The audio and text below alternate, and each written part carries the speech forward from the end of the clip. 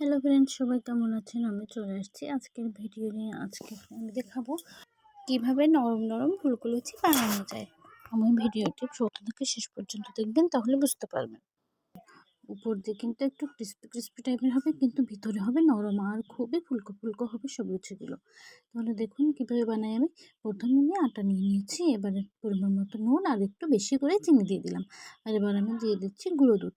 এই গুঁড়ো দুধটা কিন্তু অবশ্যই দেবেন। এই গুঁড়ো দুধটা দেওয়ার জন্য আপনার খাবারটা কিন্তু খুবই টেস্টি হবে খেতে, আর একটু নরমও হবে কিন্তু এই দুধটা দেওয়ার জন্য। এবার আমি ভালো করে একটু মেখে নিচ্ছি হাত দিয়ে।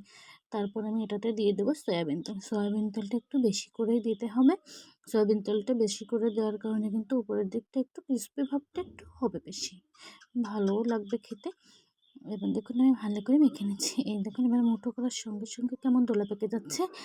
এবার এরকম হলে বুঝতে হবে কি যে আটাটা আপনার মাখার জন্য তৈরি হয়ে গিয়েছে। এই দেখুন এবার আমি অ্যাড করে দিচ্ছি গরম পানি। গরম পানি দিয়ে দিচ্ছি। গরম পানি দিয়ে হালকা হালকা দিয়ে দিয়ে এভাবে একটু মেখে মেখে আবার এইভাবে বারবার করে অ্যাড করে এইভাবে মাখতে হবে। একবারে দিবেন না পানি, তাহলে কিন্তু বেশি হয়ে যেতে পারে। এইভাবে আমি আটাটা ভালো করে মেখে নিচ্ছি। আপনি যতটা মাখবেন, এইভাবে যতটা মাখবেন ততটাই কিন্তু ভালো হবে খেতে। দেখুন মাখা শেষ। এবার আমি একটু উপরে তেল দিয়ে একটু রেখে দিব রেস্টের জন্য। উপরে একটা গামলাতে চাপা দিয়ে রেখে দেবো, তাহলে বেশ নরম হবে আটাটা। তারপর আমি এই যে এইভাবে গুটি করে নিয়েছি, গুটি বানিয়ে নিয়েছি। আর ওই যে ওখানে বাটিতে তেল নিয়ে নিয়েছি। ওই যে মা দেখুন বেলে নিচ্ছে একটা থালার উপরে, কারণ আমাদের সে বেলনটা ভেঙে গিয়েছে সেই জন্য। এইভাবে মা একে একে সবগুলো বেলে নিচ্ছে, কিন্তু একটাও কিন্তু ভালোভাবে গোল হচ্ছে না। মা তৈরি করতে পারছে না গোল করে। কেননা প্রথমে ওই গুটিগুলো ভালো করে গোল করে না করলে কিন্তু রুটিটা আপনার গোল হবে না। এই দেখুন তারপর আমি এদিকে একটা কড়াই গরম করে নিলাম। কড়াই গরম করে তাতে সয়াবিন তেল দিয়ে দিলাম। সয়াবিন তেলটা একটু গরম করে একে একে লুচিগুলো ছেড়ে দিচ্ছি। এই দেখুন কীভাবে করতে হবে। এইভাবে লুচি একটু ফুলে উঠলে এই দেখুন এরপর দিয়ে এইভাবে তেলটা দিয়ে দিবেন। এইটা দিয়ে একটু তেল ছিটিয়ে দিতে হবে উপরে, আর একটু ফুলে উঠলে একটু চেপে চেপে দিতে হবে উপরটা। এভাবে ওপিট ওপিট ভালো করে এভাবে ভাজতে হবে, তাহলে কিন্তু লুচিটা বেশ ফুলবে আর খেতেও ভালো লাগবে।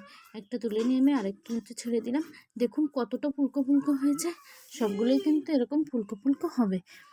আপনি যদি কিনা আমার রেসিপিটা ফলো করেন তাহলে দেখুন কত সুন্দর দেখা যাচ্ছে। উপরের দিকটা কিন্তু ক্রিস্পি ক্রিস্পি ভাব এসেছে, আপনারা দেখলেই বুঝতে পারবেন। এই দেখুন কত সুন্দর ফুলকো লুচি হচ্ছে, খুবই মজা লাগছে কিন্তু দেখতে, খুবই ভালো লাগছে দেখতে।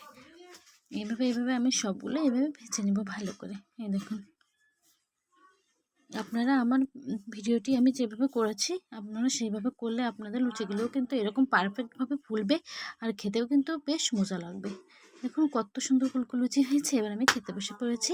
সাথে নিয়েছি ডাল, এটা ছিল বুটের ডাল। বুটের ডালটা রান্না করতে পারেন লুচির সঙ্গে, খুবই ভালো লাগে খেতে। এই দেখুন আমি একটু ভেঙে দেখাচ্ছি কেমন। এই দেখুন কত সুন্দর হয়েছে লুচিটা, দেখলেই বুঝতে পারবেন কতটা নরম হয়েছে আর ফুলকো হয়েছে। খুবই মজা লাগবে কিন্তু খেতে ডালটার সঙ্গে। যে দেখুন এত মজা হয়েছিল খাবারটা, আসলে বলার মতো না, খুবই মজা হয়েছিল খাবারটা খেতে। উপরেরটা ক্রিস্পি হবে কিন্তু ভিতরে নরম থাকবে, খুবই মজা হবে কিন্তু এমন খাবার খেতে। খুবই মজার ছিল খাবারটি।